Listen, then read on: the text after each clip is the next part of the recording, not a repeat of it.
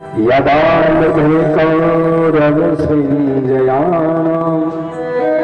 धीरेशत्रुवीरगतिं गतेषु मृगोदराविद्यगदाभिमर्श अभर्मोणि वन्दे धृतराष्ट्रपुत्रे।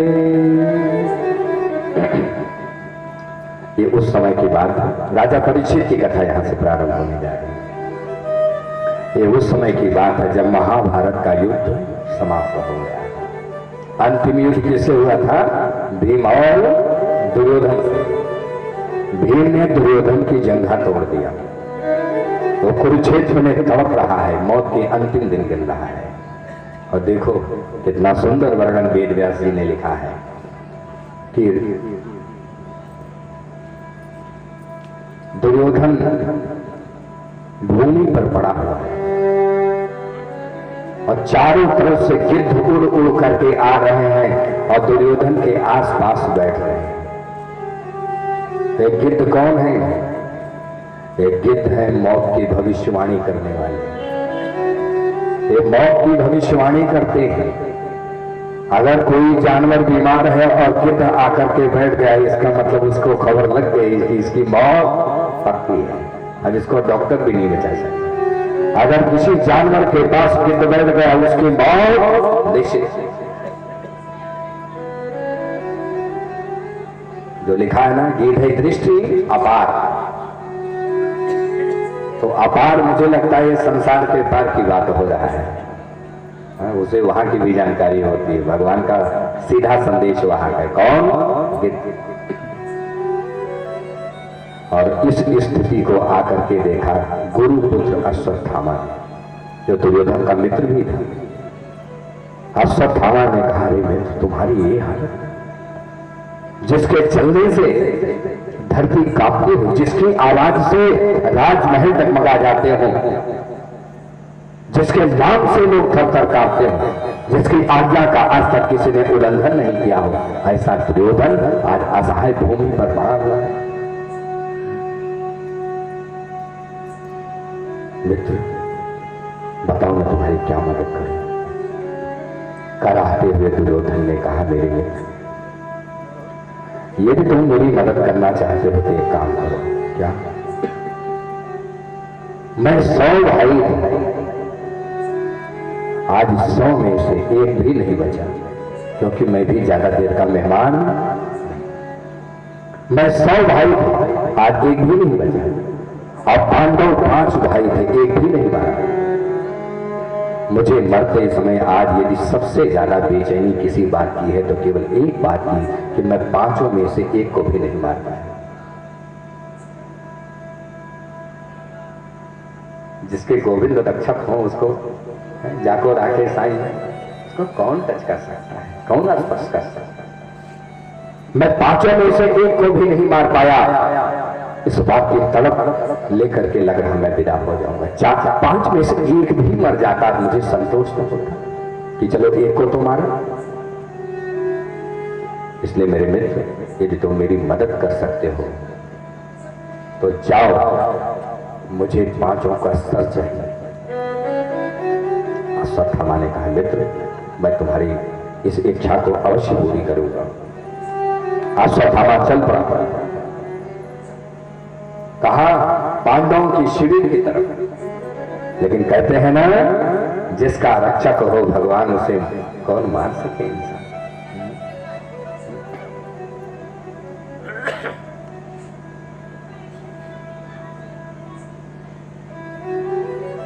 जल थल नभ आकाश गगन पर केवल उसकी सत्ता, केवल उसकी सत्ता।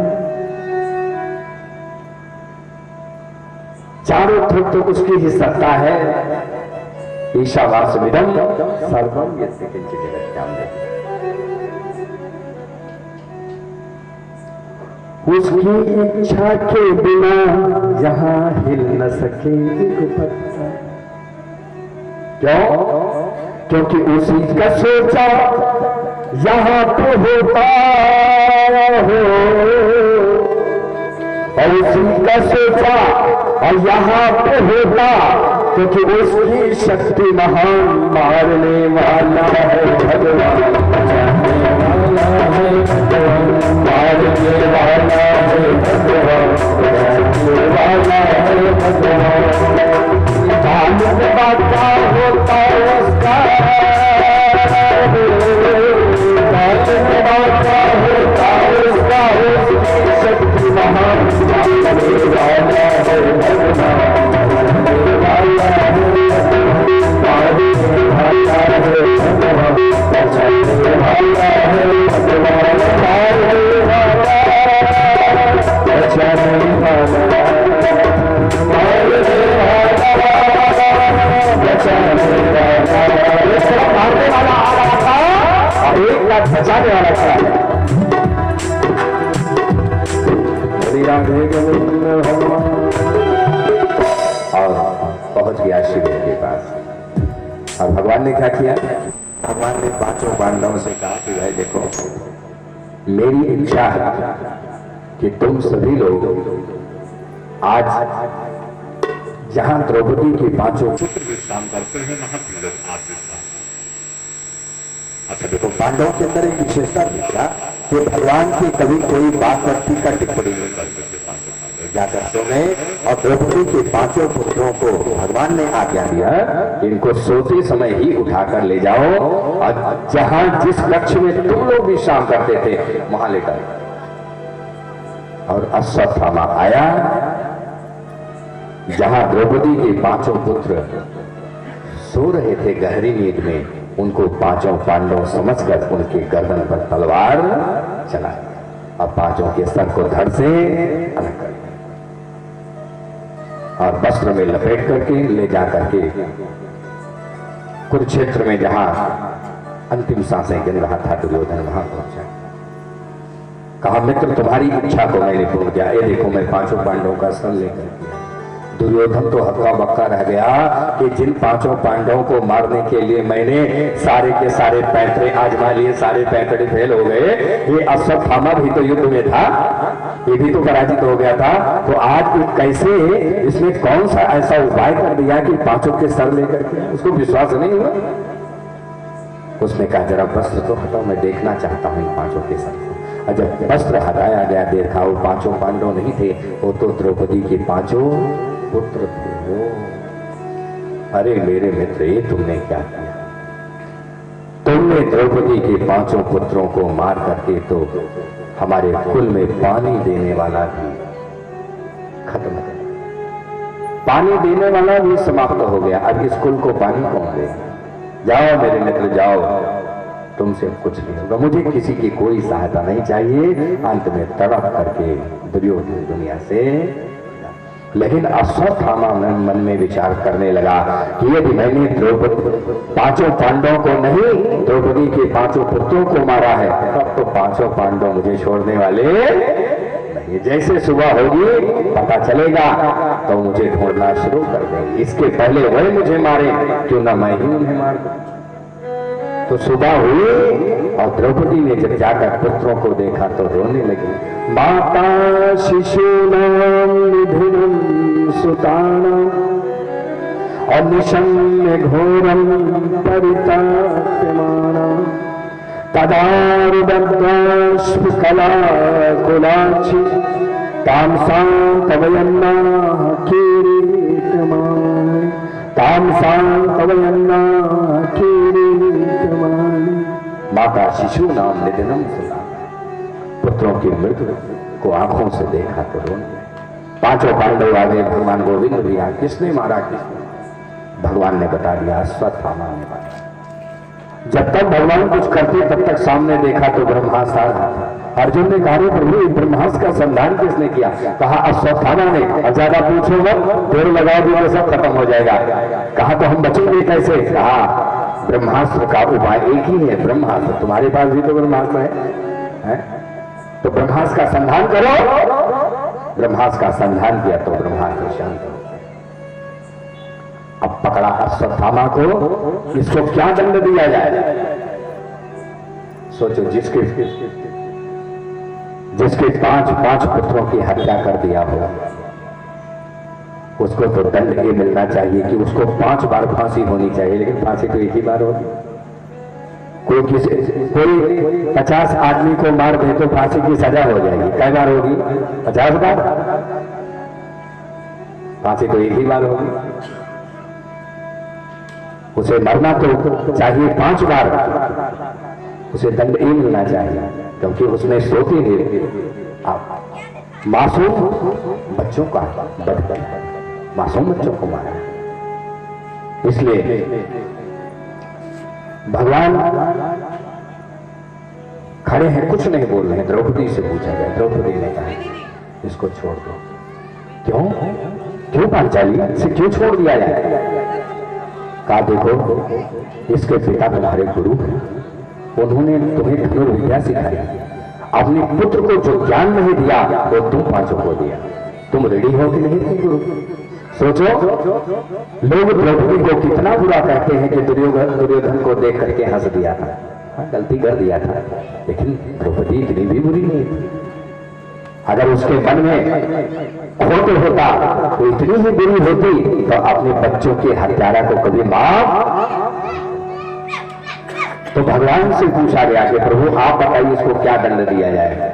भगवान ने कहा देखो भाई मेरा तो एक ही ख्याल है, ब्रह्म बंधुर हंतव्य आपता वधार हरा।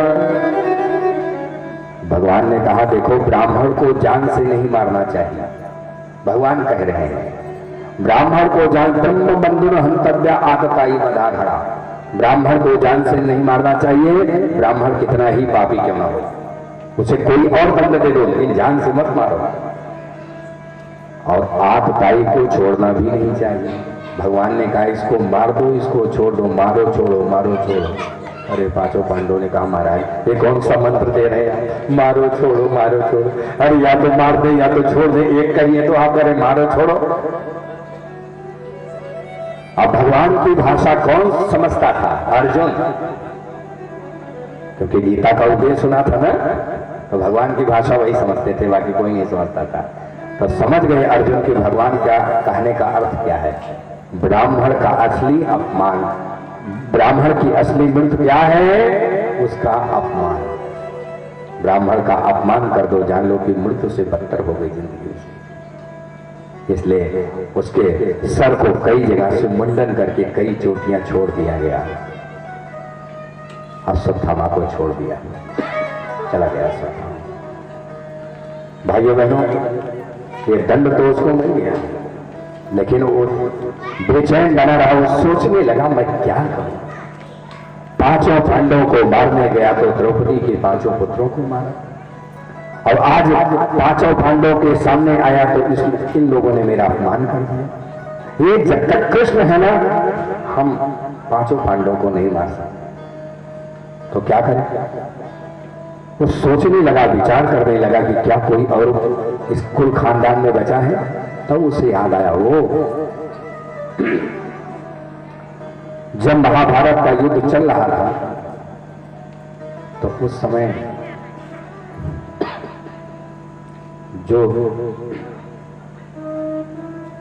बोली वृंदावन बिहारी लाल की जय हो, महाभारत का युद्ध जब प्रारंभ होने वाला था उस समय मैंने सुना था कि उत्तरा गर्भ से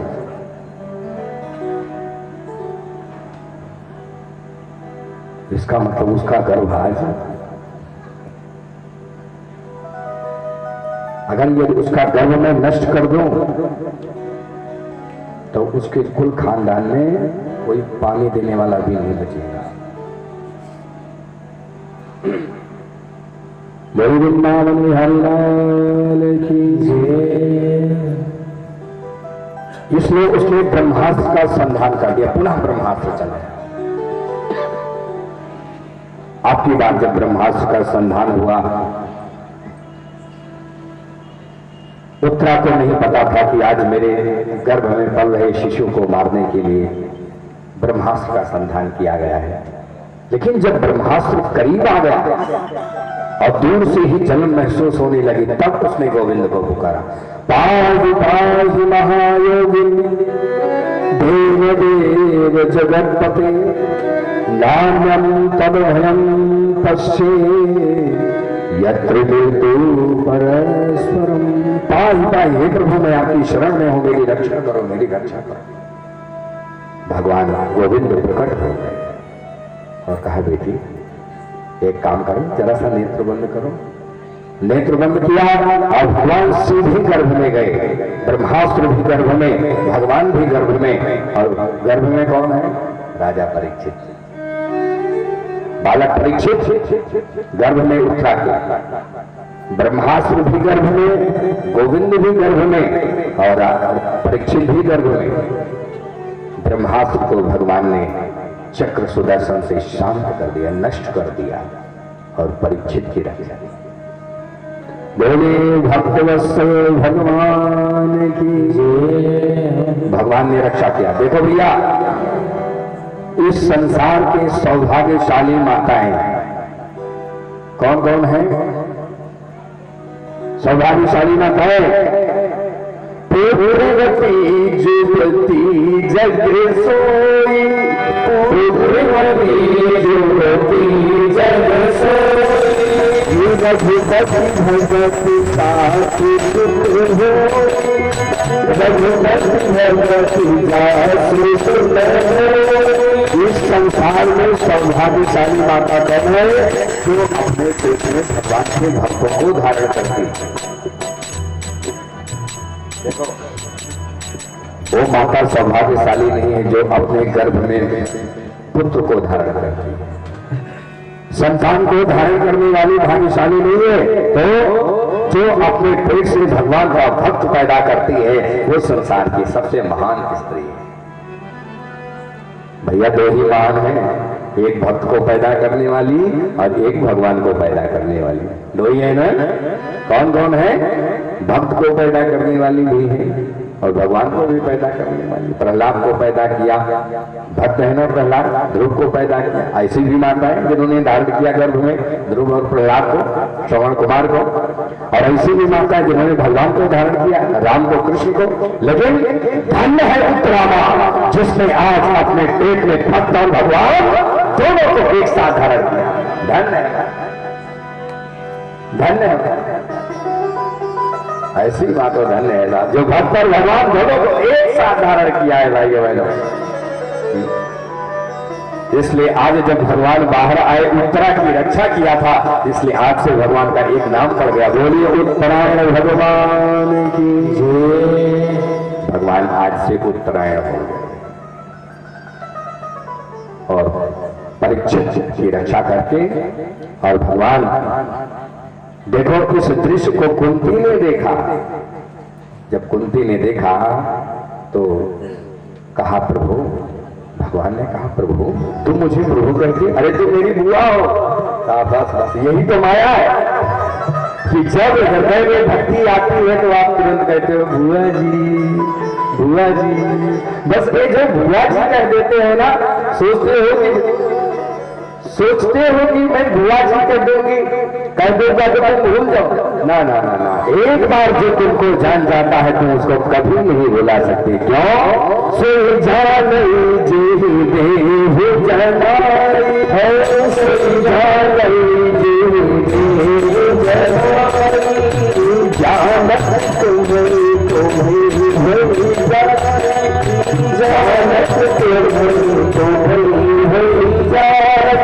तुम्हें जानत भाग जाता है आपको, आप उसे कभी भुला नहीं सकते भैया।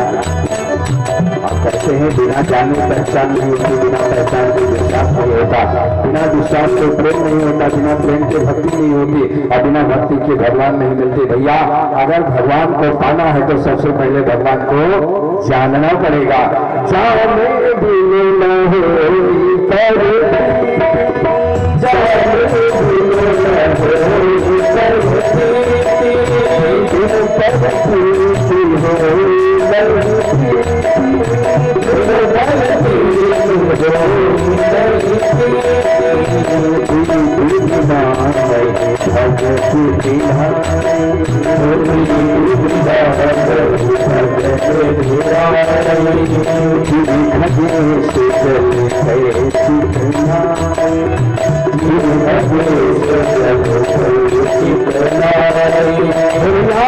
ऐसा है भगवान कृष्ण कहते हैं ना वो परमात्मा, अरे मेरे सर पर रख बनवारी,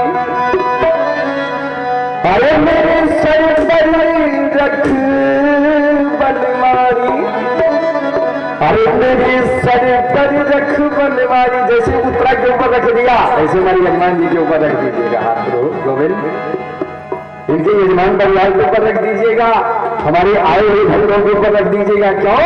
अरे मेरे सर पर रख बनवारी और अपने दोनों हाथ, क्यों? अरे देना है तो दीजिए जन्म जन्म का, देना है तो दीजिए जन्म जन्म का, देना है तो दीजिए जन्म जन्म का, देना है तो दीजिए जन्म जन्म का। मेरे सर पर रख बनवारी, मेरे सर पर रख बनवारी अपने दोनों हाथ। अरे भैया हाथ भगवान को तुम रखेंगे जब आदमी अपने हाथों का प्रयोग करते हैं, ये दिन संदेह नहीं आएंगे, ताली की सेवा देते रह जाता है। मेरे सर पर रख बनवारी, मेरे सर पर रख बनवारी अपने दोनों हाथ, देना है तो दीजिए जन्म जन्म का, देना है तो दीजिए जन्म जन्म का। अब कुछ बात कर दीजिए जन्म जन्म का, अब कुछ बात कर दीजिए जन्म जन्म का। रहने वाले समुद्र को धन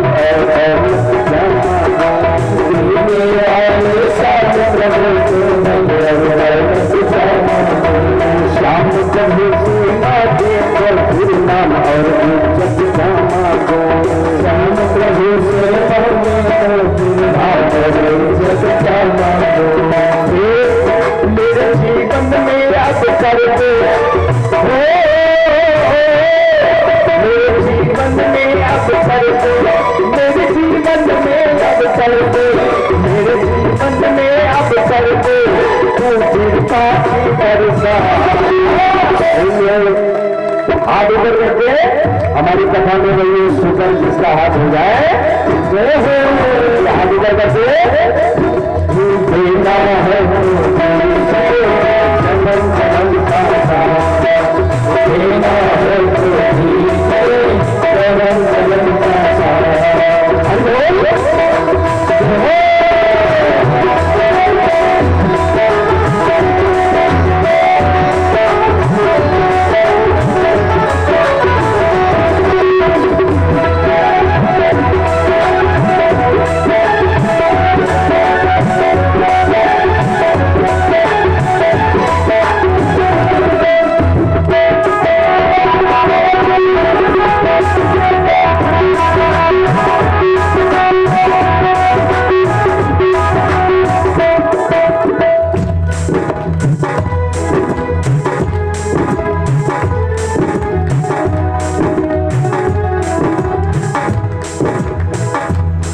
भगवान की ये भजन बहुत सुंदर है, लेकिन प्रसंग ज्यादा है और समय कम, इसलिए ये भजन हम बीच में कथा में आपको फिर से सुनाएंगे।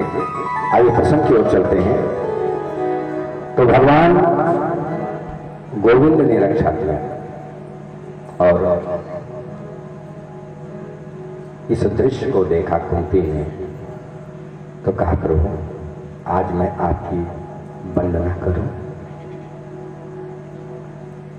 कहा बुआ मेरी वंदना, हाँ आज वंदना करने से मैं, क्योंकि मैं आपको जान गई है, अब बुलावे में मत डालना, इसलिए यहाँ कुंती ने वंदना किया। कृष्णाय वासुदेवाय देवकी नंदनाय च नंद गोप कुमाराय गोविंदाय नमो। प्रभु मुझे आपसे कुछ नहीं चाहिए, बस एक चीज चाहिए, मेरे जीवन पर विपत्ति की वर्षा करते रहना, क्योंकि जब तक मेरे जीवन में विपत्ति बनी रही है, आप बने रहे हैं। अब आज देखिए, महाभारत समाप्त हो गया, जीवन में सुख आ रहा है, सुख का समय आ रहा है, तो आप हमें छोड़ करके जा रहे हैं। ऐसा सुख नहीं चाहिए जिससे भगवान विदा हो जाए। सुख के माथे शिल्प जो हरि हृदय से जाए, बलिहारी वो दुख की जो पल पल नाम रटा। इसलिए भैया जीवन में दुख बहुत जरूरी है। दुख ना हो तो भगवान की याद कैसे आए। इसलिए प्रभु दुख बनाए रखना, इतना कहा करते। अब भगवान गोविंद जाना चाहते हैं, लेकिन अब गोविंद को कौन रोक सकता है जाने से। लेकिन प्रसंग आता है कि युधिष्ठिर बहुत दुखी हैं, बहुत कष्ट में है। क्यों? उन्हें लगता है कि महाभारत के प्रणेता वो स्वयं है, कारणभूत वो स्वयं है। यदि राज्य का मोह त्याग दिया होता तो युद्ध ना होता। लेकिन राज्य को पाने के लिए आज लाशों से फूम पड़ गए, मेरा कुल खानदान नष्ट हो गया। युधिष्ठिर बहुत दुखी थे। भगवान पास में गए, उनको समझाया। सोचा भगवान ने द्वारिका जा रहे थे, भगवान ने सोचा कि पहले इनको थोड़ा समझा दो। समझ में नहीं आया। भगवान ने कहा तो मामला गड़बड़ है। मैंने अर्जुन को समझा दिया, लेकिन युधिष्ठिर को समझाना बड़ा मुश्किल। क्यों? क्योंकि अर्जुन कृष्ण को भगवान मानते थे, लेकिन युधिष्ठिर कृष्ण को भगवान नहीं मानते थे। उनको एक बालक मानते थे, एक रक्षक मानते, लेकिन भगवान का दर्जा नहीं देते। कृष्ण हमारे एक अच्छे मित्र हैं, सहयोगी हैं, इतना मानते थे, इससे आगे नहीं। भगवान समझ गए, मेरी बात समझने वाले नहीं। इनको कोई दाढ़ी वाला अगर प्रवचन देगा तो समझ में आएगा। तब भीष्म के पास गए। युद्ध भूमि में भीष्म पितामह भी इंतजार कर रहे हैं, और भीष्म के पास ले गए। पांचों पांडवों ने प्रणाम किया, भीष्म को गोविंद ने भी प्रणाम किया। जब गोविंद को देखा, भीष्म पितामह ने कहा, अरे प्रभु, आज मेरे जीवन का सौभाग्य सूर्य उदय हो गया है। मेरे 3 जन्मों का पुण्य आज आप मेरे सामने खड़े हैं। ऐसे मृत्यु तो सौभाग्यशालियों को प्राप्त होती। प्रभु, मेरी विदाई का समय है, बताइए मेरे लिए क्या आज्ञा है। कहा युधिष्ठिर को राज्य धर्म का उपदेश दीजिए। भीष्म पितामह ने राज्य धर्म का, दान धर्म का सब कुछ उपदेश दिया। राजा को क्या क्या करना चाहिए सब बताया।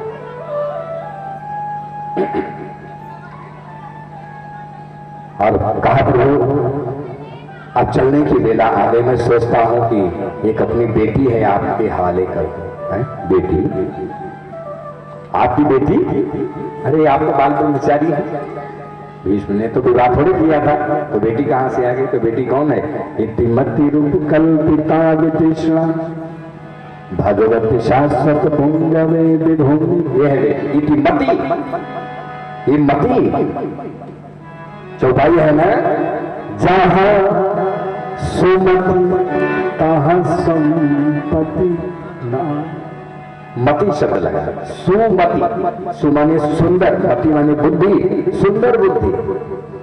तो ये जो मेरी बुद्धि है ना, जिसमें आज तक काम, क्रोध, लोभ, मोह ये जड़ जमा नहीं पाए, मेरी बुद्धि इतनी निर्मल है, इसलिए मैंने इसे बेटी बना लिया है। और सोचती हूँ इसके योग्य पर आप ही हैं प्रभु, इसलिए आपके चरणों में मैं इसे हवाले करना चाहता हूँ। अपनी बुद्धि रूपी पुत्री को हवाले कर दिया गोविंद के चरणों में। और कहा प्रभु आप जाने का समझा, लेकिन एक बात है क्या, जब तक उत्तरायण नहीं आएगा मैं नहीं जाऊंगा, अभी दक्षिणाएं चलना। और भगवान ने कहा तुम्हारा गड़बड़ हो गया। आप प्रभु तब तक खड़े रहिए जब तक उत्तरायण में आ जाए। अरे भगवान ने कहा बहुत बढ़िया ड्यूटी लगाई, कब उत्तरायण आएगा तो कब तुम जाओगे। लेकिन देखो इसी का देना भगत के वश में है, भक्त अपने वश में भगवान को कर लेता है साहब। भगवान को भक्त की इच्छा अनुसार काम करना पड़ता है। और वो उत्तरायण आया और सामने उत्तरायण खड़े हैं, दो उत्तरायण आ गए हैं, एक उत्तरायण आ गया और एक सामने उत्तरायण खड़े हैं, दोनों उत्तरायण सारे। इसलिए इस सौभाग्य की मुक्ति प्राप्त होगा। इसलिए जब बाली को मारा ना भगवान राम ने किष्किंधा कांड में, और बाली से कहा कि बाली तुम्हें कुछ चाहिए, कहो तो मैं तुम्हें जिंदा कर दूं, मैं भगवान हूं, मैं किसी को मार सकता हूं तो जीवित भी कर सकता हूं। तो बाली ने क्या कहा था? कहा प्रभु जन्म जन्म मुनि जतन कराही और अंत राम कहीं आवत नाही। अरे जन्म जन्मांतरों तक, कल्प कल्पांतरों तक, युग युगांतरों तक जुनीन्द्र मुनीन्द्र योगीन्द्र सब व्रत उपवास करके उनके शरीर में दीमक लग जाती है तो आपका आभास भी नहीं होता। और मैं कितना सौभाग्यशाली हूँ, आप मेरे सामने कर, न कोई जब किया न तब किया, फिर भी सामने, उनसे मैं सौभाग्यशाली हूँ। और आज मैं आपसे जीवन मांग करके अब क्या करूं, क्योंकि जीवन का जो लक्ष्य है वो है आप, और जब आप मिल गए तो अब इस जीवन की जरूरत नहीं है। इसलिए बाली ने त्याग किया शरीर और भगवान को जीवित करने जा रहे थे। इसलिए भीष्म पितामह कहने पर वो देहांत काले तुम सामने हो, मुरली बजाते मन को लुभाते, तुम सामने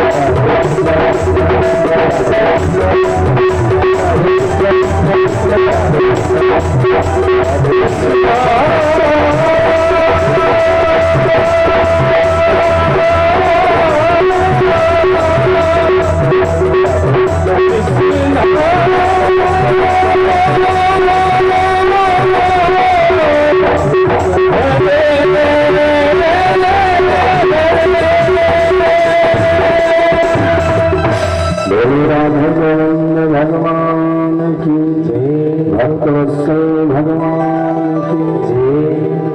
तो भैया अब गोविंद भगवान प्रभु का ध्यान करते हुए, उनका दर्शन करते हुए भीष्म पितामह ने पंच भौतिक शरीर का त्याग कर दिया। भगवान गोविंद ने पांचों पांडवों ने मिलकर के विधिवत वैदिक मंत्रोच्चारण के माध्यम से वैदिक ब्राह्मणों के द्वारा उनका विधिवत अंत्येष्टि संस्कार और श्राद्ध संस्कार संपन्न हुआ। अब भगवान गोविंद बोले राधे गोविंद भगवान की जय। अब भगवान गोविंद द्वारिका जाने की आज्ञा मांगते हैं। युधिष्ठिर से कहा देखो सब काम पूरा हो गया है, अब आपको राज्य भी मिल गया है और हमें जाने की आज्ञा दीजिए। अब रोका नहीं, अर्जुन से कहा जाओ प्रभु को छोड़ा। भगवान द्वारिका गए और वहां द्वारिका में भगवान का खूब सम्मान हुआ। अभी द्वारिका में भगवान पहुंचे ही थे, पता चला भैया परीक्षित जी का जन्म हो गया। ओ भगवान फिर भागे भागे द्वारिका पहुंचते देर में युवा की सूचना मिल गई, परीक्षित का जन्म हो गया। फिर से जंगली उंगली खरीद लिया भगवान ने और लेकर के आकर के पहुंचे और परीक्षित रो रहे थे, चारों तरफ ढूंढ रहे थे किसको, वो कहां गया, वो कहां गया जिसने गर्भ में आकर के मेरे प्राणों की रक्षा की। इस भीड़ में वो नहीं दिखाई पड़ रहा है, वो कहां चला गया। इतने में जैसे ही गोविंद को देखा वो रोने वाले परीक्षित जोर जोर से खिलखिला करके हंस पड़े। इसलिए भगवान ने कहा अच्छा मेरी परीक्षा ले रहा था इसलिए परीक्षित, जा तेरा नाम परीक्षित है। इसलिए व्यास जी ने नामकरण भी कर दिया परीक्षित। और परीक्षित महाराज समय के साथ धीरे धीरे बड़े हो गए। पांचों पांडवों ने राजा परीक्षित को गद्दी पर बैठा दिया और सब स्वर्ग के लिए प्रस्थान कर गए। युधिष्ठिर को छोड़ करके बाकी पांचों पांडव द्रौपदी सहित बर्फ में गल गए और युधिष्ठिर एक दिन के लिए नरक के रास्ते स्वर्ग में गए। क्यों? क्योंकि झूठ बोल दिया था। अश्वत्थामा मारा गया लेकिन हाथी झूठ बोला था। अब सोच लीजिए, फिर से सोच लीजिए, बार बार सोच लीजिए, जब एक झूठ बोलने से नरक के रास्ते से आदमी स्वर्ग में जाता है तो सोचिए जो 24 घंटा झूठ बोलते हैं उनका क्या होगा। सोच लीजिए। अब कथा आगे बढ़ाएं। जो 24 घंटा झूठ बोल रहे हैं वो खुद कल्पना कर सकते हैं उनका क्या हाल होगा जब एक दिन के झूठ में एक दिन के लिए नरक जाना पड़ता है। इसलिए भैया जीवन में जितना ज्यादा से ज्यादा हो सके सत्य का समावेश करते रहिए। सत्यम परम धीम। राजा परीक्षित उठा करते थे, राजगद्दी पर तो बैठ गए लेकिन उठ करके अपने राज्य में भेष बदल करके टहला करते थे, देखा करते थे कि कहाँ कहीं कोई बुरी घटना ना हो जाए, कोई मेरे राज्य में भूखा ना सो जाए, कोई ऐसा ना हो जिसके पास वस्त्र ना हो। भेष बदल करके घुमा करते थे। और एक बार ऐसे ही राजा परीक्षित भ्रमण कर रहे थे अपने राज्य में और वहां उन्होंने देखा एक बैल, एक वृषभ, एक बैल यानी वृषभ के पास में गौ माता खड़ी है, गाय माता। उस वृषभ के 3 पैर नहीं है, 4 होने चाहिए ना, 4 में 3 कट गए हैं, चौथा भी कोई काट रहा है, काला काला उसका शरीर, खडक से चौथा पैर भी काट रहा है। और राजा परीक्षित ने पूछा तुम कौन? गाय माता ने कहा मैं पृथ्वी हूं। कहा अच्छा अच्छा, इसका मतलब ये कोई बैल नहीं है, धर्म है। कहा महाराज में धर्म है। कहा इसका मतलब ये जो 4 पैर है? कहा महाराज धर्म के 4 पैर हैं, सत्य, दया, दान और तप।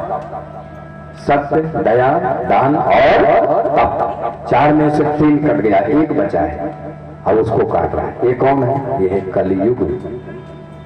खड़क निकाल लिया राजा परीक्षित ने, कहा मैं तुम्हारा वध कर दूंगा। तुमने मेरे राज्य में घुसने की हिमाकत कैसे की, कैसे जुर्रत किया? महाराज तो कहाँ जाऊं, आप बता दीजिए, आप जहां बता दीजिए वहीं चला जाऊं। कहा मेरे राज्य से बाहर चले जाओ। कहा महाराज पहले ये तो बताइए जरा सा, आपका राज्य कहाँ नहीं है? आप तो धरती के चक्रवर्ती सम्राट हैं, तो चक्र पूरे भूमंडल पर तो आपका राज्य है, एकाधिकार। तो मैं जाऊं तो कहाँ जाऊं? जैसे सबको आपने जगह दिया है वैसे थोड़ी सी जगह मुझे भी कहीं दे दीजिए। तो राजा परीक्षित ने कहा जाओ 4 जगह निवास करो। 2 तमपानम स्त्रियां सोना यत्रा धर्मा चतुर्विधा। 4 जगह निवास करो। हमारे महाराज बहुत बढ़िया जगह दिया आप। 2 तमपानम स्त्रियां सोना, दूतम जहां जुआ खेला जाता हो ऐसे जुआरियों के दिमाग में जाकर के खोपड़ी में बैठ जाओ। दूतम पानम जहां शराब पिया जाता हो ऐसे शराबियों के दिमाग में खोपड़ी में जाकर के बैठ जाओ, उनकी लत कभी न छूटे। दूतम पानम स्त्रियां जहां स्त्री कुसंग हो ऐसे लोगों की खोपड़ी में बैठ जाओ। दूतम पानम स्त्रियां सुना, सुना यानी हिंसा, जहां जीवों को काटा जाता हो उनके खोपड़ी में जाकर के बैठ जाओ और सब नरक वरक भूल जाएं। वो पेट के लिए जीवों की खूब हत्या करें, उनकी खोपड़ी में बैठ जाओ, दुराचार पैदा कर दो दिमाग में उनके, वो गलत आचरण करें। और भैया कलयुग ने कहा महाराज एक निवेदन है, क्या? आपने इतना खराब खराब जगह दे दिया। अरे एक अच्छी जगह दे दिया होता, एक अच्छी जगह दे देते तो बहुत बढ़िया था। तो कहा ठीक है जाओ स्वर्ण में निवास करो। जैसे कहा स्वर्ण में निवास करो तैसे सीधा जाकर के, वो तो अंतर्यामी था, सीधा जाकर जरासंध के मुकुट में बैठ गया। क्योंकि वो जानता था कि राजा परीक्षित सुबह शिकार खेलने जाएंगे तो जरासंध का मुकुट ही पहनेंगे, इसलिए पहले से उसी मुकुट में जाकर के बैठ गया। और अगले दिन शिकार खेलने के लिए जैसे गए तो अपने पूर्वजों का दरवाजा खोला, बड़ा गेट जिसमें सारे हथियार और मुकुट रखे हुए थे। जरासंध का मुकुट, मगध राज जरासंध का मुकुट चमक रहा था। हाँ, मुझे लगता है मेरे गोविंद का मुकुट होगा। वो कृष्ण का मुकुट समझकर जरासंध का मुकुट उठा लिया और उसमें बैठा हुआ कलयुग हंसने लगा। और जैसे मुकुट पहना और खोपड़ी में जाके घुस गए। बुद्धि खराब कर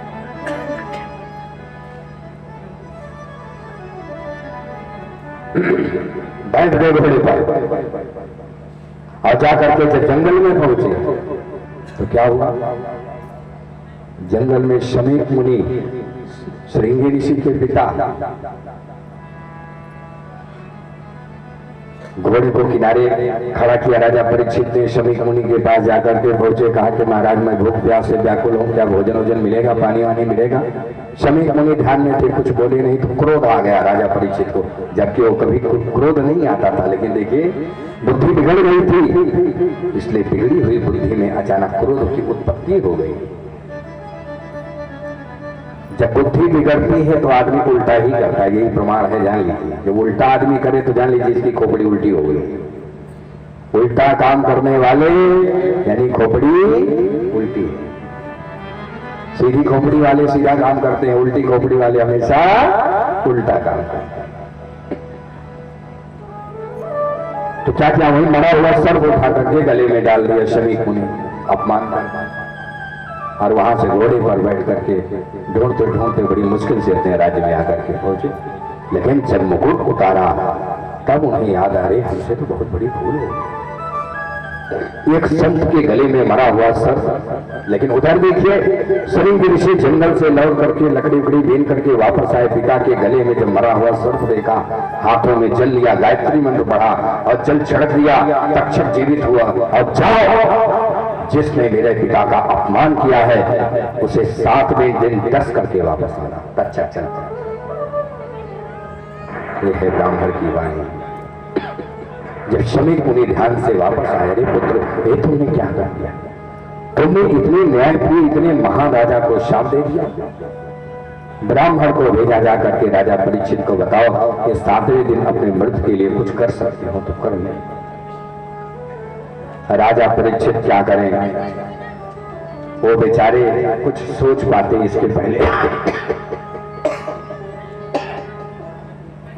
इसके पहले कुछ सोच पाते सूचना उनको प्राप्त हो गई 7वें दिन आपकी मृत्यु हो जाएगी, मृत्यु का कुछ उपाय कर सकते हैं तो कर लेंगे। और राजा परीक्षित इतने घबरा गए बेचारे, अब क्या करें। तो भैया राजा परीक्षित लोगों से पूछने लगे कि भैया कोई उपाय ऐसा बताइए कि मरने वाले व्यक्ति का कल्याण हो जाए, कोई बता दीजिए। जो आज जिससे पूछते वही भाग जाता है, क्योंकि इतना बड़ा राजा वो भी विद्वान, कोई साधारण राजा नहीं थे राजा परीक्षित, जिससे पूछते वही भाग जाता। तब क्या हुआ, तब गंगा के तट पर पहुंचे शुभकाल क्षेत्र में, ढेर सारे ऋषि मुनि थे, उन सब से पूछा, कोई उत्तर नहीं दे पाया। क्यों? एक MBBS MD डॉक्टर एक साधारण डॉक्टर से कहे कि भैया जरा कोई बुखार की दवाई बता देना, तो डॉक्टर रोज बुखार की दवाई दे रहा है, लेकिन कोई बड़ा डॉक्टर अगर पूछ ले तो उसके होश उड़ जाते हैं। वो सही दवा बताता है तो उसको वो सोचने लगता पता नहीं गलत दवा तो नहीं बता रहा हूँ, जबकि वही दवा रोज दे रहा है। लेकिन MBBS MD सामने बैठा है तो जो याद आए वो भूल जाता है। राजा परीक्षित खुद में ज्ञानवान विद्वान है, इसलिए जिससे पूछते वही भाग जाता है। तब क्या हुआ, तब तत्रा भगवत भगवान व्यास पुत्रो, सुखदेव भगवान प्रकट हो गए। बोले सुखदेव भगवान की जय।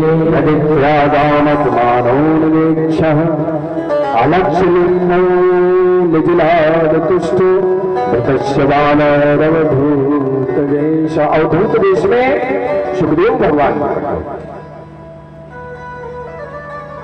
देखिए श्लोक में लिखा हुआ तत्रा भगवत भगवान, तत्रा भगवत भगवान। आज सुखदेव के रूप में राजा परीक्षित का कल्याण करने के लिए कौन आ गए हैं?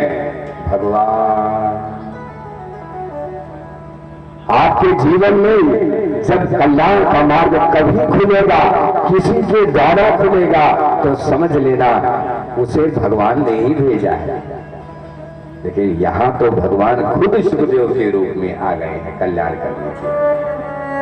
चरणों में गिर पड़े, पाद प्रक्षालन किया, अनुनय विनय किया और कहा कि गुरुदेव आप बताइए प्रभु मैं क्या करूं, 7वें दिन मेरी मृत्यु हो जाएगी, मुझे क्या करना चाहिए। अतः प्रक्षामि संसिद्धिं योगिनां परमं गुरुं पुरुष से सर्वथा। अगर किसी की मृत्यु 7वें दिन हो तो उसे क्या करना चाहिए, बस यही बता दें। तो इस सब्जेक्ट पर हम कल आपको प्रवचन करेंगे, बताएंगे 7वें दिन यदि किसी की मृत्यु, क्योंकि हमारी कथा जहां से शुरू हुई थी कि मृत्यु तो सबकी होनी है साथ, और 7 दिन के भीतर ही सबको जाना है। तो कल्याण का मार्ग कैसे खुलेगा? तो राजा परीक्षित को जो उत्तर दिया है सुखदेव भगवान ने, वो उत्तर क्या है? वो उत्तर सार्वभौमिक उत्तर है, वो व्यक्तिगत उत्तर नहीं है। क्योंकि वास्तव में राजा परीक्षित का जो प्रश्न था वो भी सार्वभौमिक प्रश्न था, व्यक्तिगत प्रश्न नहीं था। उन्होंने कहा बताइए मरने वाले को क्या करना चाहिए। उन्होंने ऐसा नहीं कहा कि मुझे मरना है बताइए मुझे क्या करना, ये तो व्यक्तिगत प्रश्न है। उन्होंने क्या कहा, मरने वाले व्यक्ति को क्या करना चाहिए, बस यही बता दीजिए। तो इसका उत्तर भगवान सुखदेव कल की कथा में देंगे। आज वाणी को विश्राम देंगे, ये कथा विश्राम का समय भी हो चुका है, 5-7 मिनट बाकी है, इसलिए आइए एक सुंदर से भजन के माध्यम से हम कथा को विश्राम देते। बोली वृंदावन हरि लाल की जय, आज के आनंद की जय।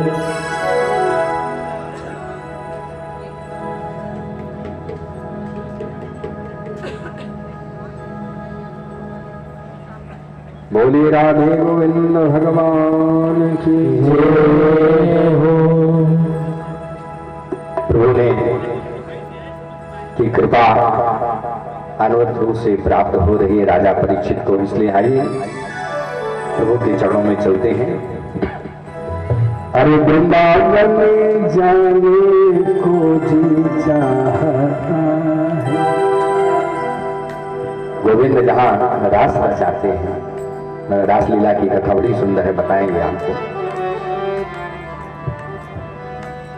तो गोविंद जहां उन्होंने लीला किया, जहां राधे रानी श्री किशोरी जी उनका साथ देती है, गोपाल राय जहां उनका साथ देते हैं, ऐसे गोविंद आज यहां भी मौजूद है। इसलिए आइए।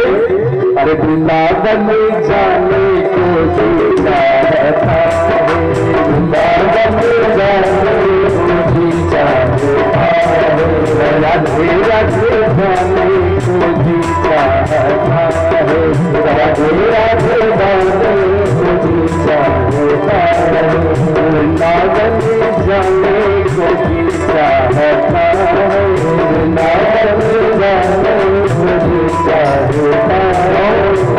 वृंदावन में बात बिहारी, वृंदावन में बात बिहारी, वृंदावन में बात बिहारी, वृंदावन में बात बिहारी, वृंदावन में बात बिहारी, वृंदावन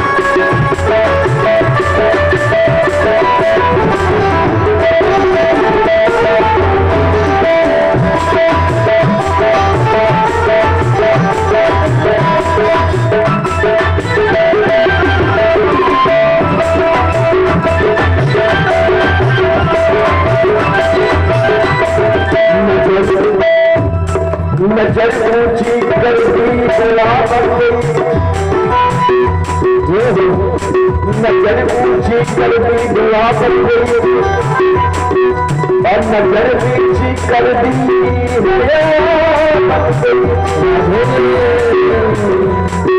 नजर नीची कर दी दुआ बन गई और नजर नीची कर दी है और नजर नीची कर दी अदा बन गई और नजर फेरी तो कजा नजर फिरगा मत नजर बढ़ाएगा जब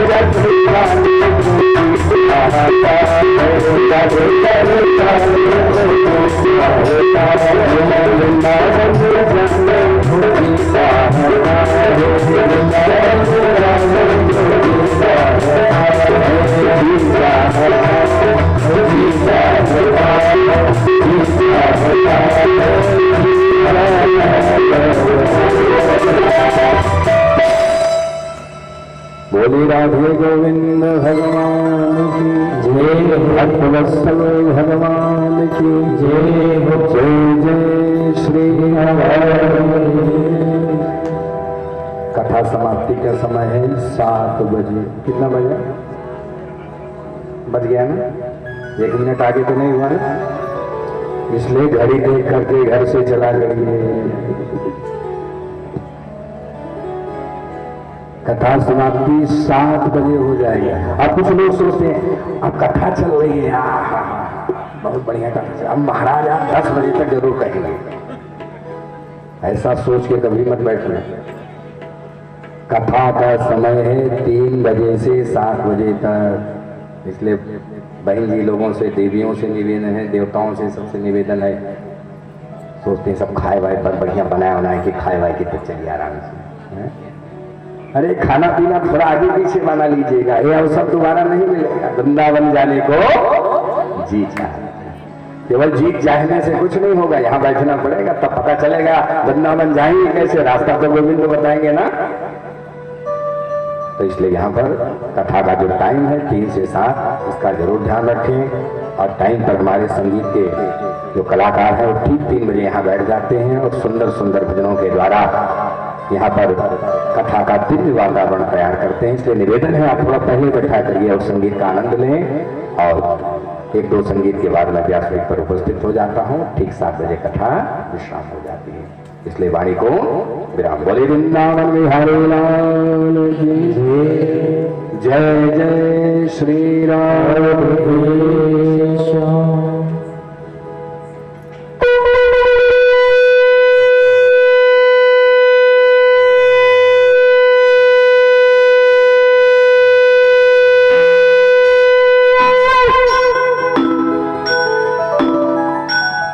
आरती के लिए खड़े हो जाए। हरिओ चंद्रमा मन सो जात सचो सूर्यो उदयत पवित्राभाव सुभाव स्वभाव सभी स्थान पर खड़े हो जाए और सभी प्रेम से भगवान की आरती गाएंगे।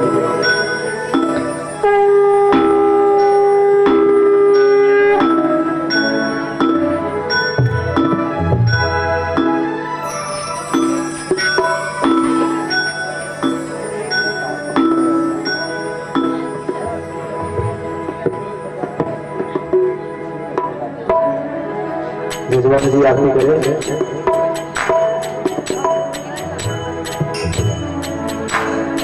बाकी बिहारी तेरी आरती गाओ,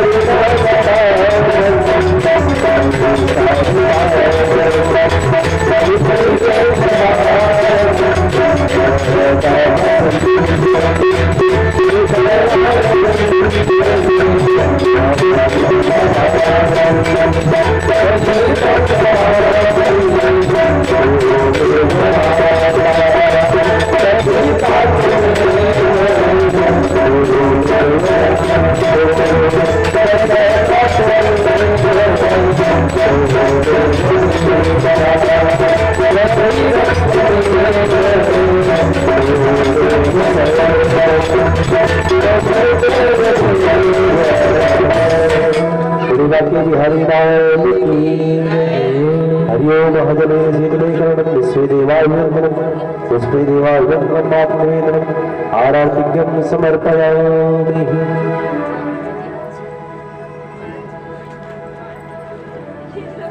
सभी देव हाथ जोड़कर भगवान से पुष्पांजलि कर लें।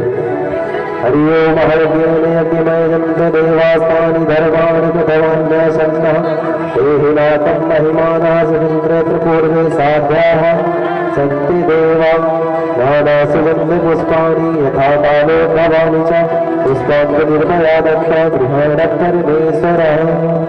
हरिओम पुष्पांजलि समर्पयामि। बोले राधा कृष्ण भगवान की जय, बोले हनुमान जी महाराज की जय, बोले राम की जय, बोले रामचंद्र जी महाराज की धर्म की जय हो, धर्म की जय हो, धर्म का नाश हो, धर्म का नाश हो, विश्व का कल्याण हो, विश्व का कल्याण हो। महाकाल जी को हर हर महादेव। जय जय श्री राधेश्याम।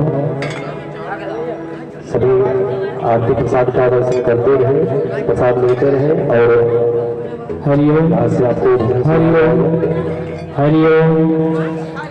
श्री राधे श्री राधे श्री राधे।